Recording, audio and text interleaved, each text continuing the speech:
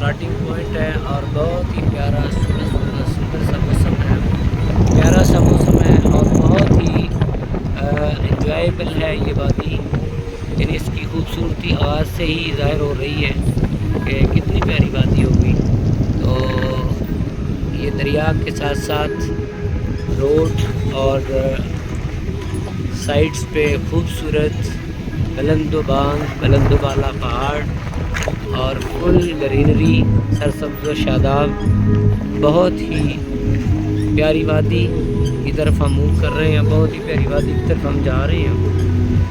ये वो वादी है कहते हैं कि अगर आप दीन वाला लोअर दीन या अपर दीन की तरफ जाएं तो अगर वादी कुमराट की विज़िट नहीं किया, नहीं देखा, तो फिर आपने पाकिस्तान का कोई भी इलाका